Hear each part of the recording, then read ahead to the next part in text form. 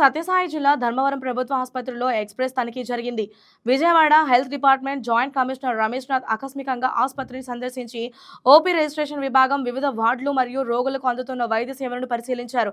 తనిఖీ సమయంలో రోగులను అడిగి వారిని ఎదుర్కొంటున్న సమస్యలను తెలుసుకున్నారు. జాయింట్ కమిషనర్ రమేష్ నాథ్ మీడియాతో మాట్లాడుతూ ఆసుపత్రిలో రోగుల కోసం 50 లక్షల రూపాయల నిధులు అందుబాటులో ఉన్నట్లు తెలిపారు. చిన్న సమస్యలను పరిష్కరించడం, ఎమర్జెన్సీ మెడిసిన్స్ కొనుగోలు చేయడం కోసం ఈ నిధులను వినియోగించవచ్చని, ఆసుపత్రి కమిటీ సభ్యులు ఆమోదంతో నిధులను ఉపయోగించవచ్చని వివరించారు. పేషెంట్ల కొరకు సేవలు చేయడానికి హాస్పిటల్లో నిధులు ఉన్నాయి. సో చిన్న చిన్న ఫ్యాన్లు కానీ, ట్యూబ్లైట్స్ కానీ, ఎమర్జెన్సీ మెడిసిన్స్ కానీ ఏదైనా తీసుకోవాలంటే కూడా గౌరవ కమిటీ సభ్యుల యొక్క ఆమోదం పొంది ఆ డబ్బు వాడుకోవచ్చు. 50 లక్షలు డబ్బులు వాడుకోవచ్చు. సో అది జనరేట్ అవుతుంది. అదేవిధంగా ఈ ఆరోగ్య సేవ చేయడం వల్ల కూడా పేషెంట్ డాక్టర్తో పాటు సిస్టర్లకు, ట్రాన్స్ఫర్ ఎంప్లాయీస్కు, నర్సింగ్, పారామెడికల్ వాళ్ళకి డబ్బులు వస్తాయి.